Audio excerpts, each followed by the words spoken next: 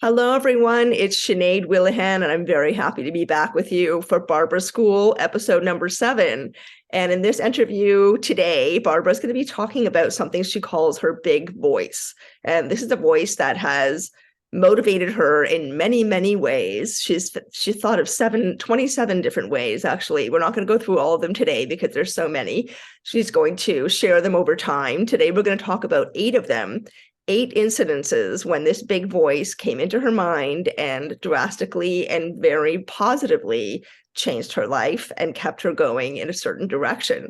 So she is going to go into each one of these experiences and talk about them with us. And Barbara, I'm really glad to see you today, as always. How are you Thank doing? fine, thank you. And I'm very happy to be able to talk about this subject too.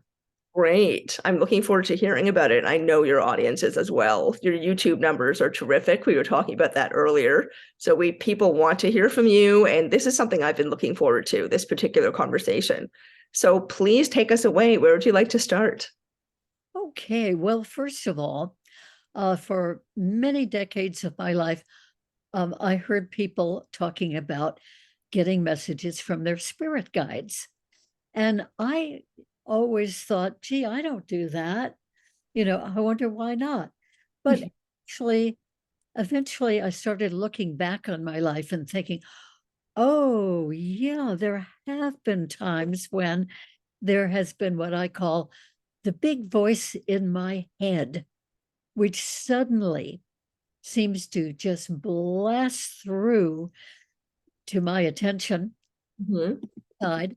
And I get a message, and it's always very crisp, very short, very to the point, very exacting. And I've come during a long period of time to recognize that, oh, okay, this big voice in my head must be my spirit guides Hmm. coming from my own higher self, um, my own uh, deeper knowing.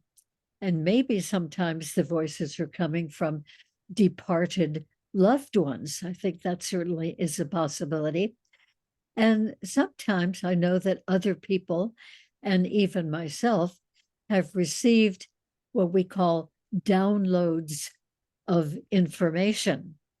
In other words, it's almost like a packet of information. It might be a paragraph, it might be equivalent to a page of information or even more. But for my own experience, mostly it's been that I would get these very short, almost staccato of exacting messages, Hmm. my higher self or from my spirit guides. Anyway, they've always been very reassuring and very accurate when I look back on it. And so I am very grateful for whenever this happens. So there are a number of incidences in my life where this sort of big voice has spoken to me. And I actually hear it as if it is a person's voice in my head. In other words, if there's somebody else with me at the moment when this happens, that other person doesn't hear it. It's just internal to my own hearing and my own realization. So I'm going to give you some examples of this now.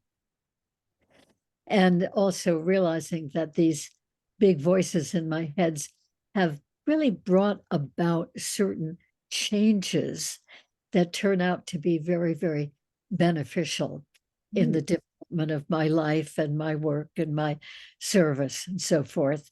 So I'm very, very grateful to it. Hmm.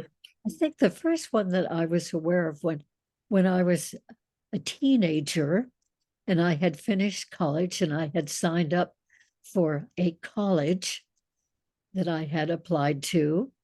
I had applied to 3 colleges and had been accepted by all 3. I was very grateful. And I decided to go to one of them. And then during that summer, before beginning my life at that college. One day, I was just swinging in the hammock in my backyard, which was kind of a nice, relaxed reverie time, and thinking about the college that I was going to go to in a month or so.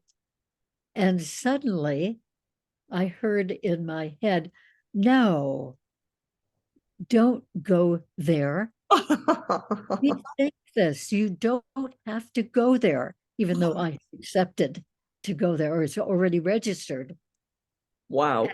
I sort of sat with that for a little bit, and the voice said, go to Mount Holyoke College, which was in Massachusetts. Huh? And then I immediately thought, oh, I can't do that. I can't pull out of the one I'm already registered to and go to the college that I'd turned down my acceptance to. Right. Voice said, yes, you can. So I went inside and talked to my parents and told them I wanted to change my college registration.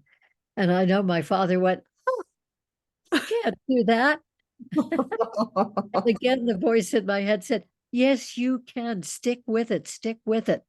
So, anyway, make a long story short, I did disenroll from that first college and did manage to be reaccepted by the second college. And that's where I went for my 4 years and graduated. And it was absolutely the right fit for me, the one that I went to. And I think the one that I almost went to would not really have been the right fit for me. So I think that that guidance and that encouragement was very, very helpful to me. Yes, and like you said, very emphatic, very direct, very to the point. Yeah, I can relate to that actually. Yes, yes. And I mean, it just comes like woo, Hmm. just cutting right through everything. Hmm. And and there it is. So then the next notable voice in my head was back in 1967. I was living in Connecticut with my husband and my 3 children, and my husband was very dissatisfied with the job that he had, and he was interviewing in 3 different places around the country. And he called from California, Southern California, having had a job interview, and he was being accepted for that job. And he called to tell me about it. And I heard just 2 sentences about life in Southern California. And immediately that voice in my head said, take it, take it. Yes. And so I almost yelled into the telephone, grab it, grab it. It's Wow. that job, which he did. And we did move to California. And that voice had also said during the time we were packing up and moving, it said, you are going to have so much open up for you, so much new development in California. You have no idea. And it Wow. indeed was true, because when I came here, I got into movement work, became a movement therapist, got into counseling, became a licensed therapist, Hmm. psychotherapist, and a lot has opened up even since then. So that was a wonderful encouragement. And shortly after we moved to California, one evening, this was 1968, I was sitting alone in my living room reading a magazine. My husband was away, my children were in bed, and suddenly I felt a presence in the room and looked over and saw my departed favorite aunt, Peg, sitting there in the living room, looking perfectly real, perfectly three-dimensional, technicolor. I mean, she was really there. And this experience went on for about 5 minutes or so. And I was so happy to see her, and yet totally befuddled, because I had not known that after people die, they can visit you and they Right. even show themselves on some occasions, like she did. So after the experience was over, which meant it was over because I shook myself and changed my position and then sat there stunned. And then this big voice in my head said, yes, she really came. That's real. She was really here. This is part of reality. So that was Wow. a comfort to me because I just had not understood at that point that spirits could really visit us like that. And I So remember, just for the audience, because you had gone into this, sorry to interrupt, Barbara, but I just want to let the audience know you went into depth about that experience in the very first interview that we've done for the yeah, Barbara School series. Yeah. So if right. anyone wants to hear more about the visitations you've had from family that you've actually seen, when they have been deceased and shown up in front of you, watch episode 1. I just wanted to let everyone know that before you move on. Please go on. Very good. Yes, and I won't go into all of that now, of course. So also a couple of months after that, I went to a retreat, a weekend retreat to teach people in doing counseling skills. This was sponsored by the church I had just recently joined. And I was totally a newcomer. I didn't know anybody there. But during that retreat, there was one woman who was taking this course also. And she and I just seemed to really connect. I just felt so good in her presence.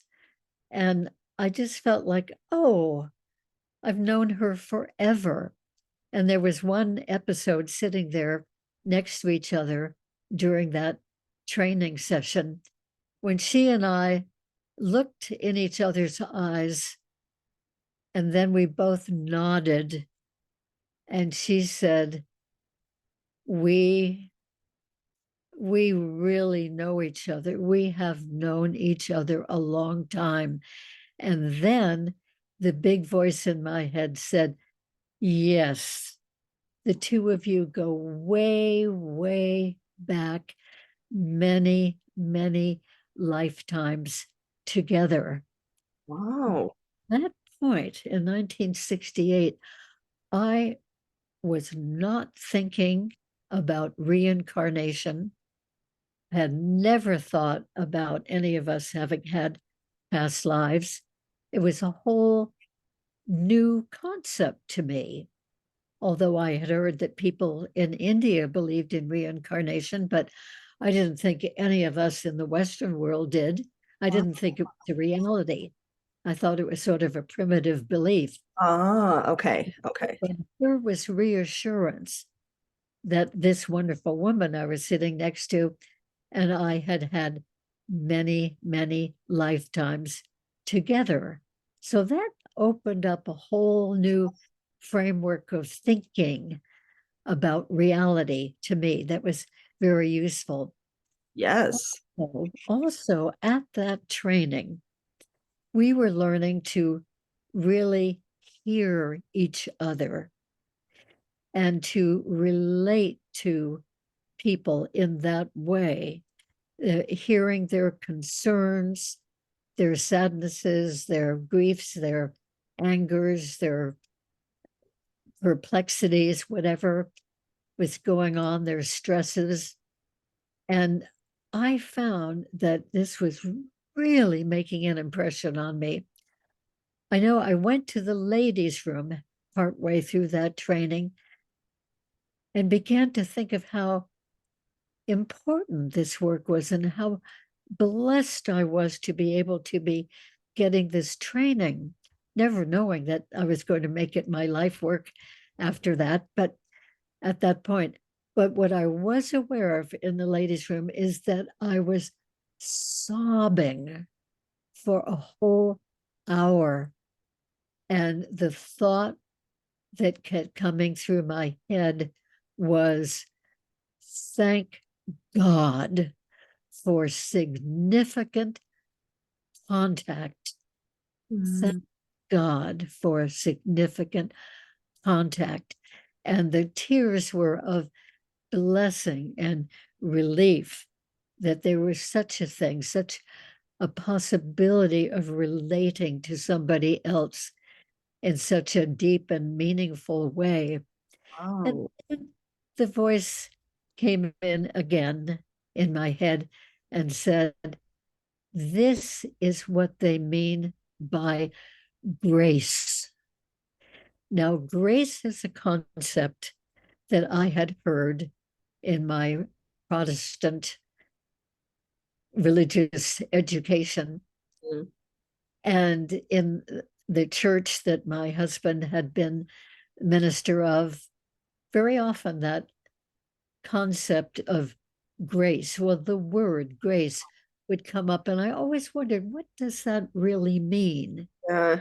Ditto. But but here in this training session, the fact that we could really tune in an unconditionally loving, accepting way, I realized, oh, that is grace between people, and that is the grace of God.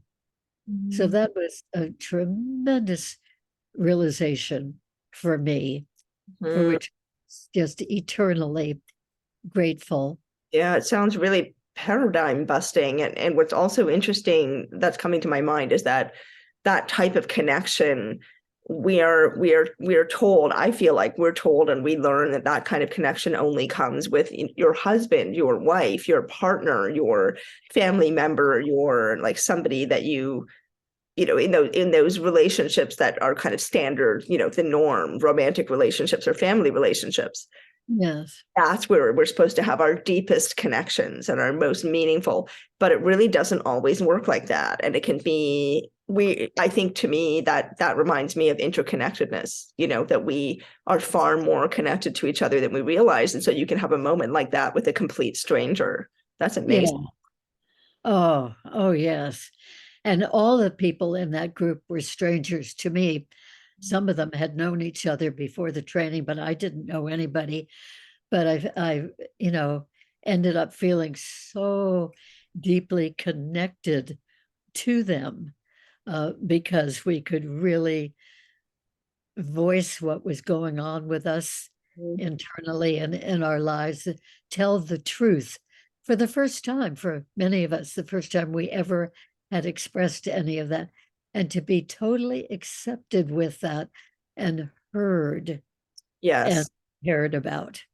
Yeah. So this has been continuing, hopefully, in my whole life of doing psychotherapy and also regression therapy, which I am still doing. So that was a very, very important happening for me. And then, about 4 years later, I decided that because I was doing two professions really without being fully qualified, I was doing dance therapy with many people, particularly with groups of people. And all I was doing, really loving that work, was very fascinated with it. And also, I was doing a lot of counseling work, group counseling work, assisting licensed therapists in their group therapy process, and was having lots of experience with both of those.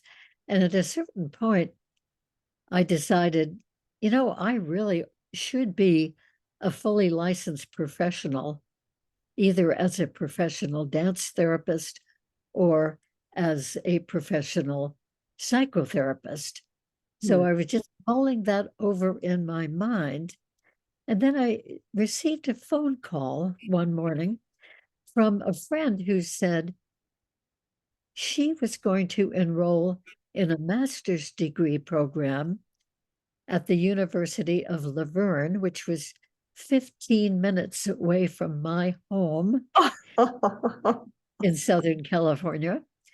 And I said, "Oh, what are you studying at the master's program?" She said, behavioral science, and it's a precursor to getting a license in marriage and family therapy. And I thought, oh, wow. And right there, still on the phone, My the gosh. voice in my head said, yes, yes, find out about it. Do it. This is for you. This is important. So I did find out about the program, called them, and the enrollment was almost going to close. It would have closed the next day, but fortunately, I knew about it in time and signed up and did take that master's degree program, graduated a couple of years later, and that started me on the road to doing my fully professional work. So then the next step was, and this was 1975, that I had 3 months in which to study for the big license exam to become a marriage and family therapist. 3 months is not a lot of time when you're already teaching classes, as I was, Okay.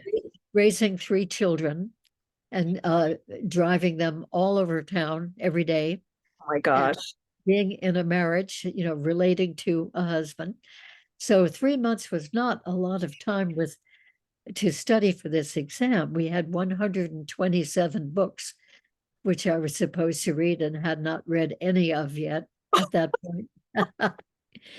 So I was wondering, and the license exam was coming up in 3 months in December. And then the next time the exam would be held would be the following July. And I thought, I can't put it off till I've got to do it. And the big voice in my head said, yes, you can do it. Yes, you can do it. Take any little block of time that you have, half hour, an hour, hour and a half, 15 minutes, and use it. And the voice went on a little bit longer, then said, go to the library nearby, which was at the School of Theology.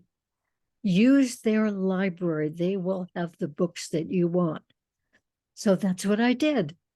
Whenever I had a spare hour or even a half hour, I went, just a few blocks away to that library, used their books, studied like mad, took the license exam in December, passed it, Thank gosh. and became a licensed marriage and family therapist. So that was really wonderful. And thank goodness for that voice in my head. And while I was doing all of that frantic studying, that voice every now and then would say, good, you're doing it. You're doing it. Keep on. Don't give up. Do it. Oh, wow. So I did. And I am just so very, very, very happy about that. I think I'm starting to understand how on earth you are so energetic, because I always say to you that I'm just amazed at how much you get done and how much you're achieving. And, the regression sessions that you do that go on for hours and you do them every day almost. I'm just amazed. Now I'm starting to understand a little bit more about how you have that energy. If you've been getting such incredibly direct, firm, encouraging, empowering messages all along. Yeah. Oh, yes. It has really, really made a difference.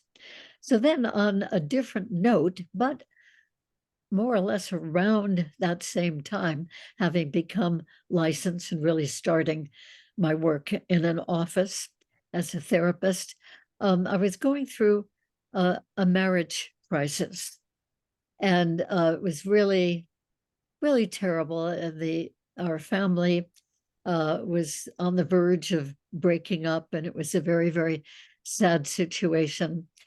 And I went through a short period, which I call the dark night of my soul. And many, many people throughout all the ages have felt this, Mhm. what's going on in their lives, when it just seems like everything is just totally dark and hopeless, and There's no way out of it. So one night I couldn't sleep, and I was looking in myself so hard to find God, to find some sort of help for this, some sort of way out of this misery. And then after a few hours of that, this voice in my head said, look inside yourself. Go to the area of your heart. Find a little spark of light, like a candle flame. And so I did that. I had my eyes closed and I went inside and I found that little flicker, little flame of light. And I allowed it to grow and fill up my whole body, my whole aura, my whole self, and was able then feeling of unconditional love and being at peace, even with this crisis going on. And I was able to fall back to sleep and have a good sleep for the remaining hours of the night, and even go on to have a good day and a number of good days after that. So that was really very special and wonderful. Mm. So I think that we will, oh yeah, there's another piece to that too. So even though I was doing better after finding that light, which I felt like was God in me Mm. and coming to me, which made such a difference. Mhm. Shortly after that, I received a notice in the mail about what sounded like a wonderful workshop at UC San Diego. And I went to that workshop and I met a man there. We were standing in line to go into one of the workshops and just connected in such a friendly, wonderful way. And it turned out that he and a group and I went out to dinner. And I was just thinking, this would be a really helpful friendship to have while I'm going through this crisis. We just seem to have so much in common and so much fun, actual fun. And he happened to have the same birthday that I have, Oh, although 2 years ahead of mine. So anyway, I was just wondering about continuing a friendship with him. And the voice in my head said, yes, this will be good for you. You can be sure of it. huh. And, that special emphasis, you can be sure of it. Yeah. So that was wonderful. So I did go on having a friendship with that man, and it really helped. In fact, the friendship lasted a few years, and it was just a godsend. I had actually been asking God for a life ring to help me emotionally Mm. go through that whole marriage situation. And I think that this man turned out to be that life ring. Oh, that's So beautiful. yeah, yeah, that really was nice. I'm still ever so grateful for that. Yes. Yeah. Turns out that eventually he married a mutual friend, a very nice woman. I've been very, very happy that he found that for himself. And he just recently passed away, but he had a very nice life for many years with her. And the three of us, have remained friends. So that's nice too. That's wonderful. That's really wonderful. It also makes me feel like, you know, this is another stranger, another person that just popped up in your life.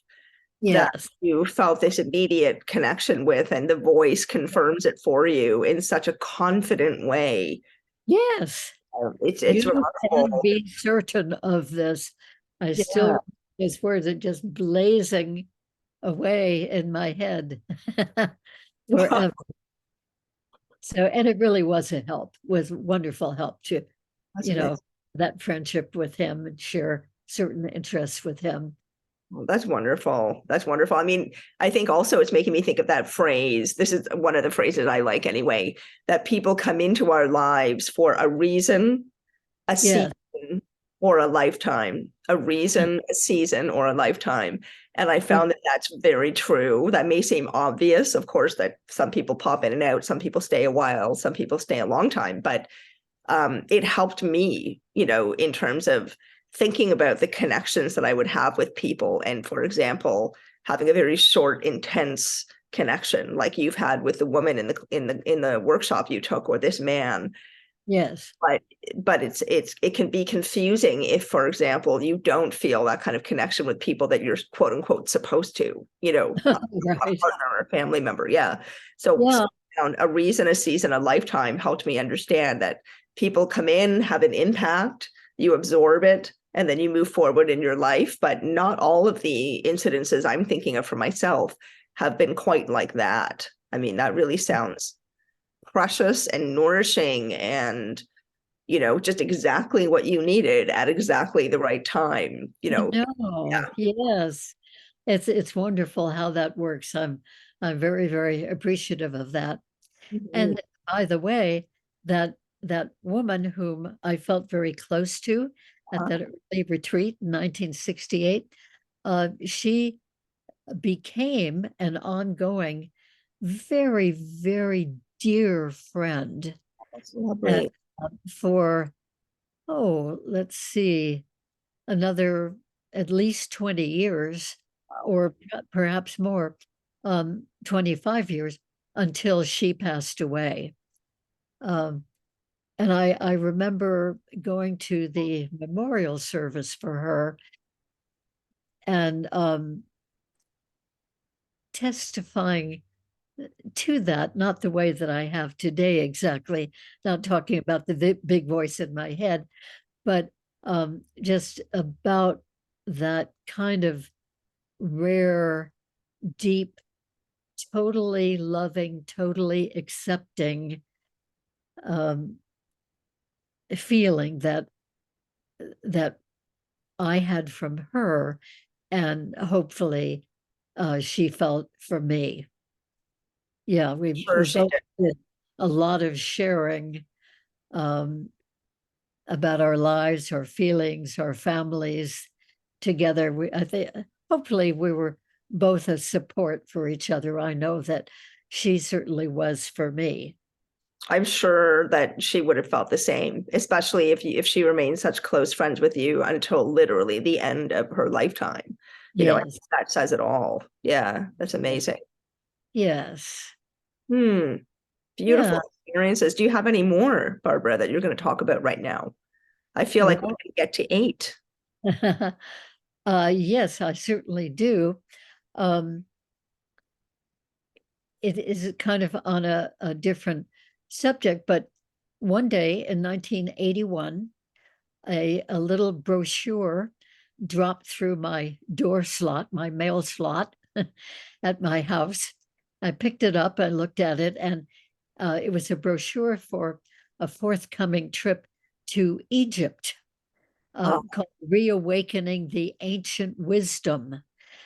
And I thought, oh, and I opened it up before I even finished reading the brochure. The big voice in my head said, yes, quit. You go on that trip.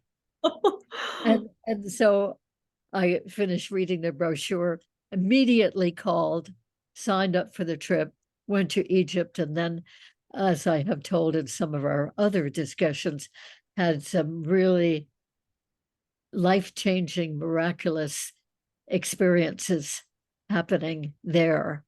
You certainly did. And one of those experiences that I have not talked about before, I don't think,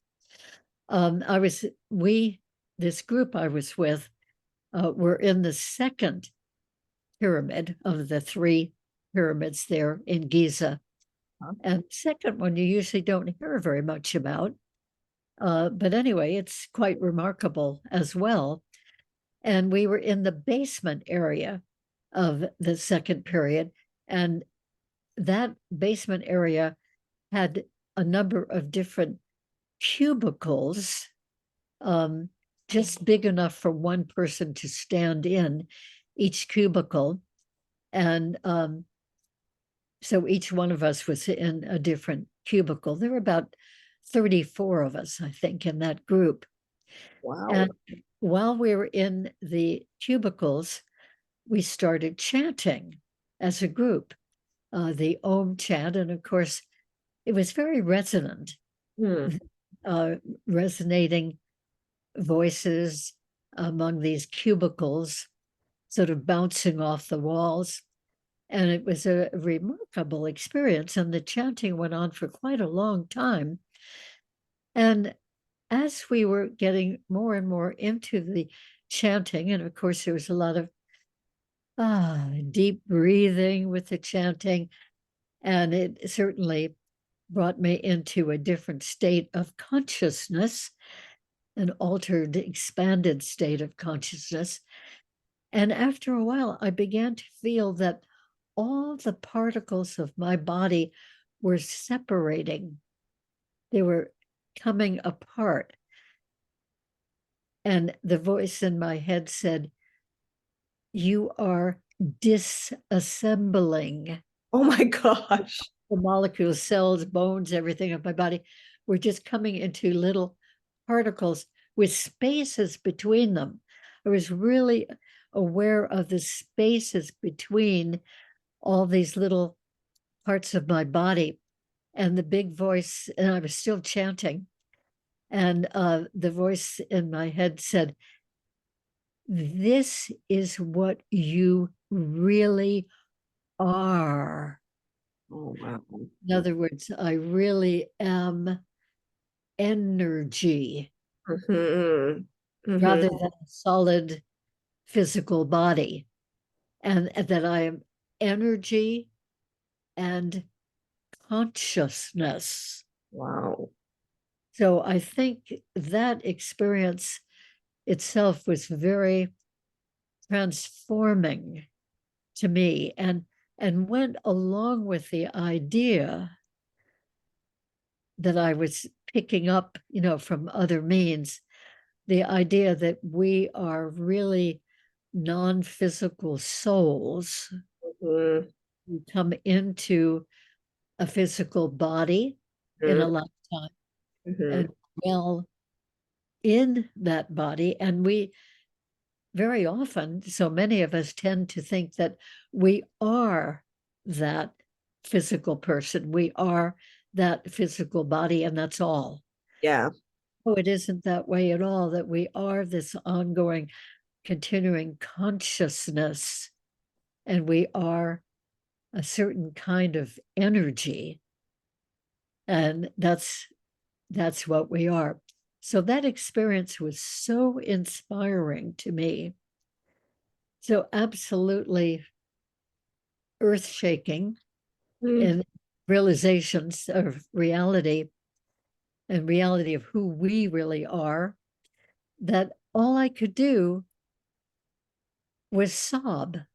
Again, I felt that exquisite sense of grace. Wow. Mhm. And grace and somehow expansion and relief and profundity, that it was so huge a feeling that all I could do was sob. And then the chanting was over, and I didn't think I could move because I was all dissembled. It felt like people saw me not moving out of my cubicle, and came and guided me out and climbed the stairs and went out the front door of the pyramid and all the way back down the hill to the hotel we were staying in, all the while being held and guided by people. and sobbing and laughing because I was sobbing. Because people thought I was in terrible distress. And I was just having a hugely expanded state with this voice in my head saying, yes, Wow, yes, that's this is what amazing. you really are. That's amazing. I have to ask you, were these cubicles ancient or were they modern? No, I think they were ancient.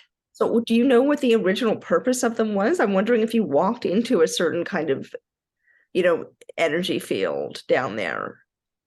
I think there probably was a certain kind of energy field, but it never was explained to us, or at least I didn't hear it, if it was, about what the purpose of those little cubicles was, or anything that had happened there, or ancient practices that used to go on there. I just know that that happened for me. It didn't happen to anybody else in our group, but but Wow. it happened for me. So I think that my big voice in my head um, really wanted me specifically to know that we really are not physical, but we really are not our physical body. We live in one now temporarily while we're in this life, but we really are an ongoing consciousness and an energy. Mm-hmm. That's Yeah. amazing. Wow, that sounds amazing. All of these are just wonderful. Yeah. Yeah. I can feel the joy you still feel at even just recalling them. You know, that the experience is still inside you, is still alive inside you. You know, I can hear it in your voice while you're talking about it, that it still brings you joy. You still remember the experience of being there. You know, it really Yeah. comes through while you're talking about it. Yeah. Right.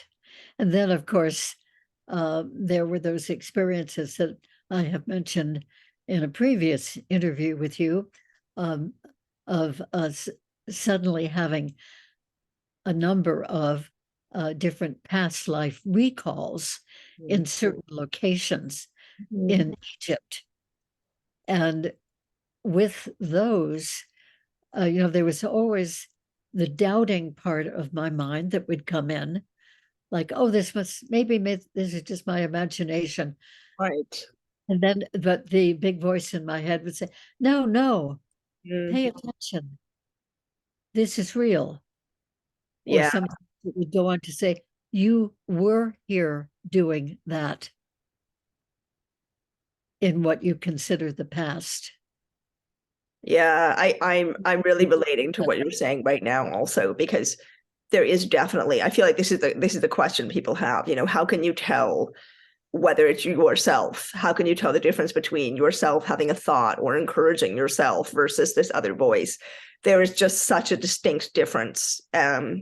You know, I think you and I have spoken about this privately as well as on these interviews, that it really is about, it's just so clear, it's so undeniable, and it comes with a specific resonance, a specific energetic language, kind of, right? That it just is so clear that it's not my voice. You know, it's not your voice. But the only Yeah, way to really explain that and have someone understand it is if they experience it themselves. It's one of those almost ineffable things, you know, but you're doing a wonderful job of illustrating these experiences, Barbara. It's coming off the screen. It really is.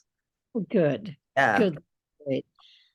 Yes. And with each time the voice comes to me, there's a whole different feeling with it than had happened even the moment before the voice came. Yes. And it's difficult to describe what that feeling is. I think it's really an energy feeling. It's a different energy. There's a different presence. Mhm. It's as somebody is right there, yelling in my ear, and I can feel the presence of that too. Yes. Yeah, it's just like someone has just come into the room or someone has just gotten into the car with you or something. Yeah, I know Yes, what you mean by that. right. Yeah. And so it's all a wonderful kind of guidance. So with these experiences happening over the years, when I've heard other people many times talking about their spirit guides, I think, oh yeah, I know what you're talking about. And I know there are traditions, shamanic traditions, and many others too, where people are introduced to their spirit guides Mhm. and have a sense of seeing them and knowing the name of their spirit guide. So I have not had that, but at this point, I do feel convinced that I do have a spirit guides, or maybe more than one spirit guide, um, even though I don't experience it in the traditional way that many other people describe. I understand what you mean by that too. Yeah, that's my experience also. And let me ask you a question about that. Do you feel like, this big voice, the same voice we've been discussing during this interview, does it feel like it's one being or one presence, one consciousness, or does it feel like it's a team, that it's a kind of collective voice? Do you hear different big voices, or is it distinctly one? Well, I think each time it has happened, it sounded to me like one Okay. voice, but whether that one voice is the same as the voice the next time it happens, or any of the subsequent times, whether it's the same being or not, I do not know. Okay. But as it comes, it seems like it's coming from one, Hmm. not like a group, a collective, a voice of multiple voices. Interesting. It sounds like it's one, but it may be different ones over time. I Uh, feel like you would know. I feel like you would know because you're so astute with how you observe your own experiences, and you document everything, right? And you really take note of the details and the aspects of each one. I feel like you would know if it was different voices. It's not my experience, but that's how I feel, just knowing you a little bit, that you would know yeah. distinctly if it was different. So that's interesting. It's one. I wonder if you've got, if that's your higher self, if it's the universe, if it's one particularly strong, as you said, spirit guide who is the leader, the boss of all the other ones. Huh, maybe you'll find out one day. Maybe. Anyway, once in a while, I remember to say thank you Hmm. after I've heard the confirmation or the encouragement or the direction or whatever it is from this voice in my head. Um, I remember once I was in 1991, I was in Tibet, and my first night in Tibet, uh, our little group of people were up at 11,500 feet altitude up in the mountains. And my friend and I decided during the evening to take a walk around the little village that we were staying in. And all the people, it seemed like all the people who lived in little houses up there in the mountain, that they were out in front. And it's cold no matter what up there. But anyway, they were out there, and they were greeting us as we walked by. And, here we were tourists. They didn't have too many tourists going to Tibet at that time. It was one of the very early years of people being allowed to go into Tibet. Oh, wow. And but anyway, and maybe that's why they were out there greeting us, because it was quite a novelty to see people from another part of the world and different skin color and everything. So anyway, all the people along the way out in front of their little houses were very friendly, and we sort of exchanged nonverbal language, and sometimes clasped hands together, did handshakes or just hand holding, or even some hugs, some embraces. So it was very friendly and warm, and we both felt so happy. And we were on a road that made sort of a horseshoe turn, as it was winding up the mountain. And we went around that curve, and we're just about to go up the next leg of that road. And I heard the big voice in my head said, "No, don't go up that road." And so I grabbed my friend and said, "No, we can't go there." And she said, "Why not? Why not?" And I said, "I don't know, but just something is telling me not to go." Hmm. And so we turned around, she acquiesced, and we went back past the group of friendly people and then back to the little inn that we were staying in.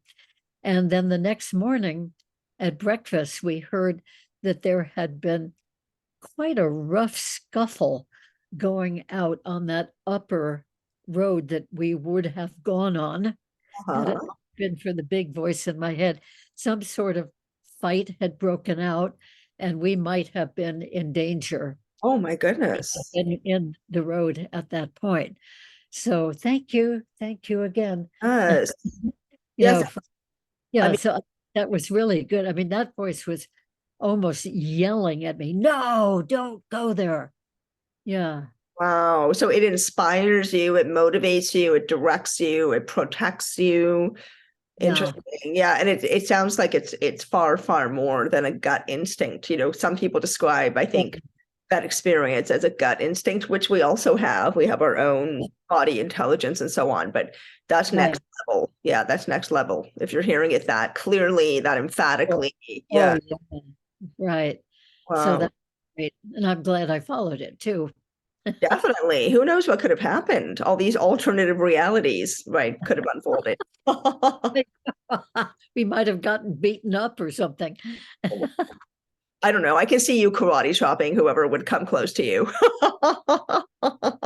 Oh, I don't know. But I'm glad I didn't have to test it out. Yes, definitely. Yeah, we don't need that, right? The less trouble, the better in life in general. Wow. Yeah, Okay, so did we do eight? I don't feel like we've done eight yet. I think we did.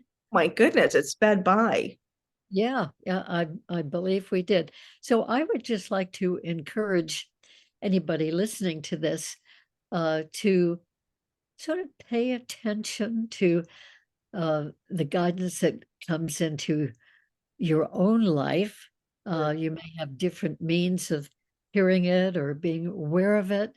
Um, but and I think it's easy to go through life not even thinking that we have guidance from somewhere else. Um, I mean, I could have gone through my whole life without realization of this, but and maybe that's one reason why the voice is so insistent Mhm. often when it comes to me, because it knows it has quite a bit of disbelief from former times to blast through.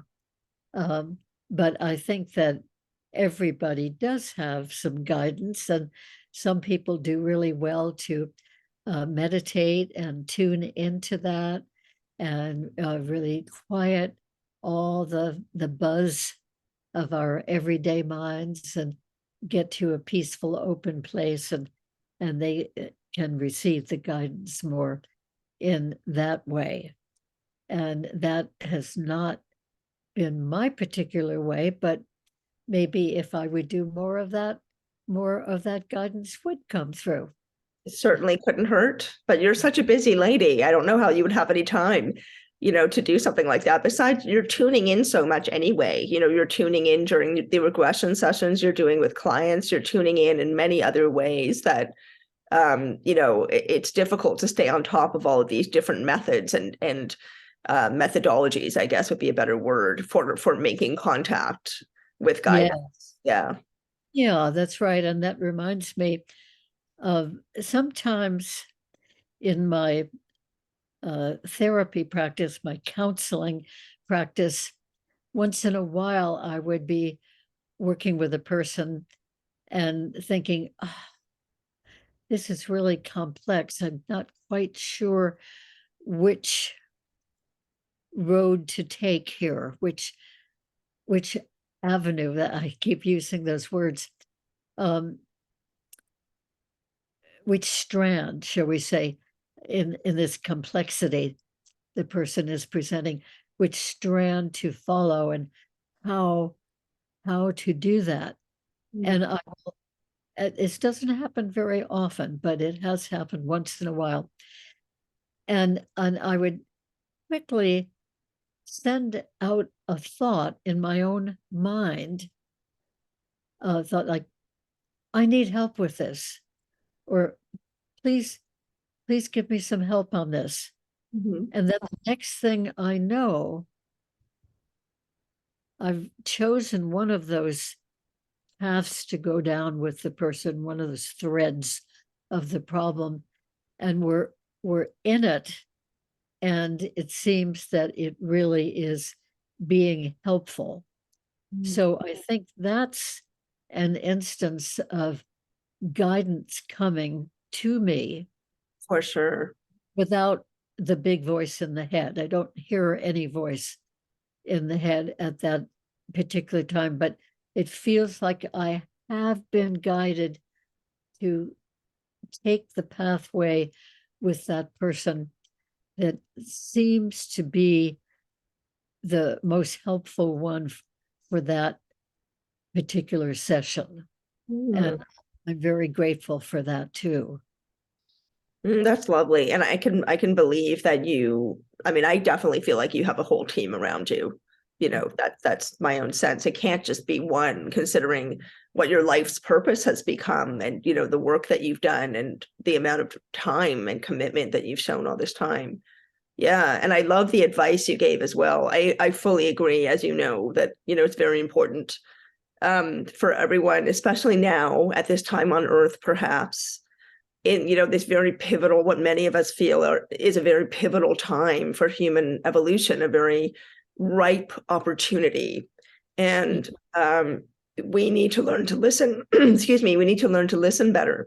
We need to learn to listen to ourselves and each other and the world and all kinds of things, but we have to start with ourselves. So trying to tune into the guidance we receive is incredibly important. Yeah. You're making me think a lot about the guidance I've received as well, and how it comes in. It's always a pleasure to not only receive it, but also reflect on it. And as you said, experience that sense of gratitude.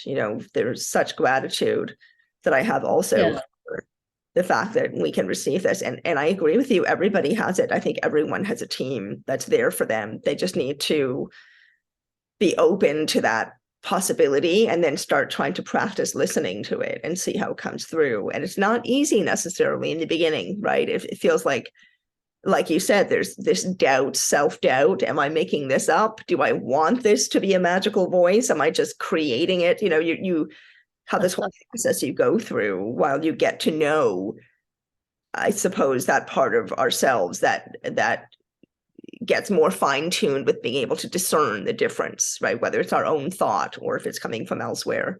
It's a whole process. But yeah, being willing to be open and receive and experience it is very rewarding, very rewarding. Right. And I do know people who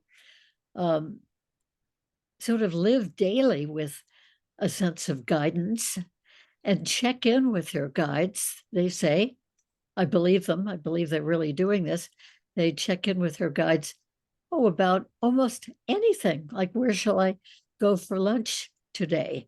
Yes, why not? Or what shall I eat? Or which outfit should I put on today? Which gas station should I stop at? Things of that sort.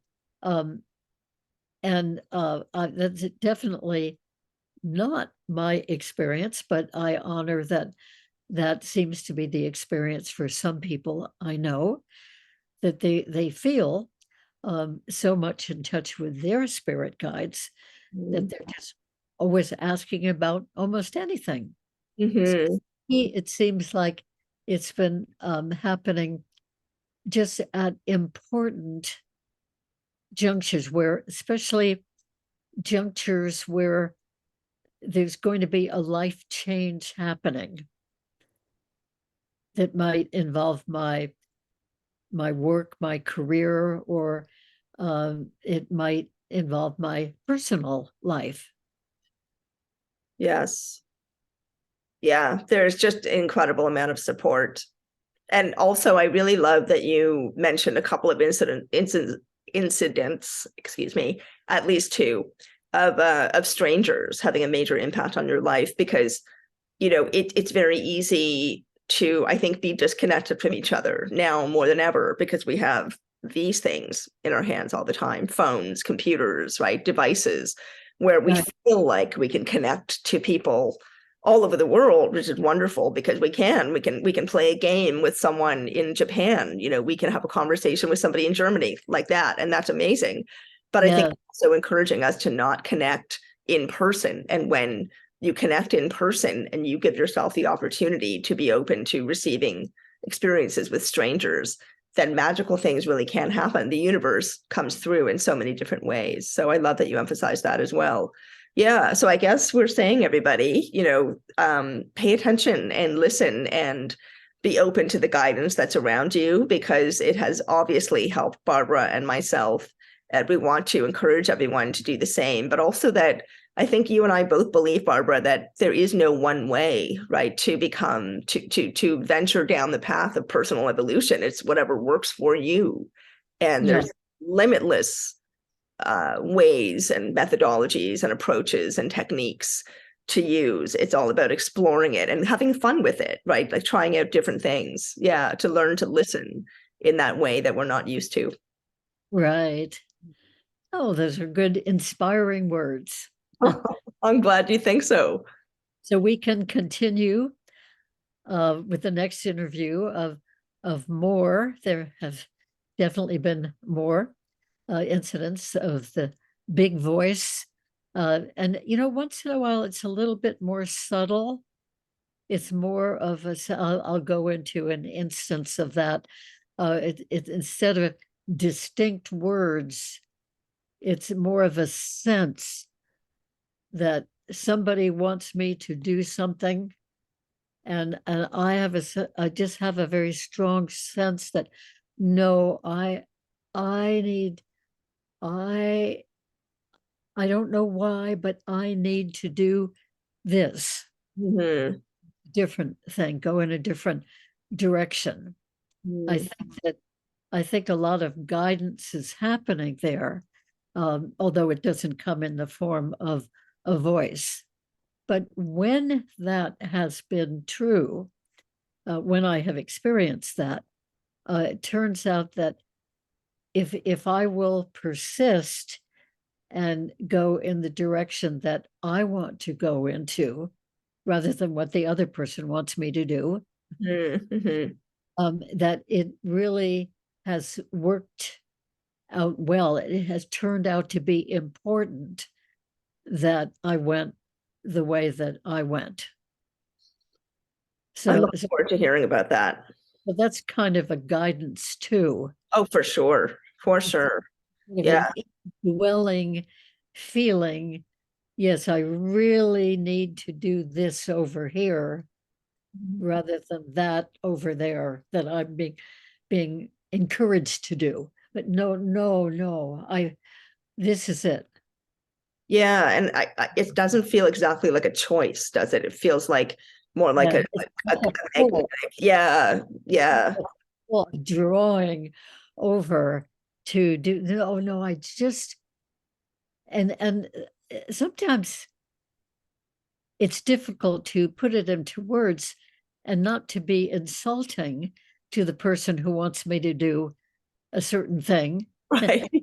and I don't mean it to be insulting. It's just that it's like a almost, so it's a combination of a deep welling from within, as well as being drawn smoothly, consistently over in this other direction. Yes. I again relate. I very much relate. Yeah. It's almost like you're in the river and it's pulling you and you just have to go with it. You can't really You can't not, right? Like you're in the river and you're just gonna go with the current. You can't do much about it. You can resist, you can doggy paddle in the opposite direction, but that would feel like the wrong thing to do. It feels like, oh, okay, I should just let go and just follow where this is leading me, having no idea what the result is going to be. Yeah. That's right. Yeah. And so I think that that's something larger than ourselves Definitely. going on. I think there's a whole guidance component to that. We're being led, we're being guided Yes. without words. Yes, without It's words. energetic feeling. Definitely. Yeah. And I like actually that you just said led and guided, because it does actually feel like that to me sometimes, that I'm being led as if there's a pull coming from the front of my chest, like a magnetic kind of pull.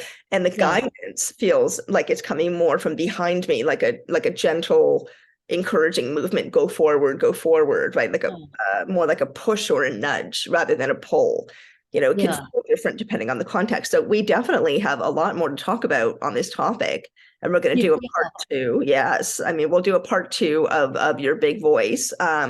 You have so many incidences. I just want to say out loud while I'm musing that maybe we could even do a part 3 and part 4 on this, because I think this is a topic many people would really relate to. And it's a very crucial part, isn't it, of tuning into oneself physically, mentally, emotionally, spiritually, right? And really aligning with our senses and our understanding of knowing. That feeling of knowing is to do something like this, right? To practice listening and receiving guidance. So let's go further with this. But audience, we're definitely going to do a part 2.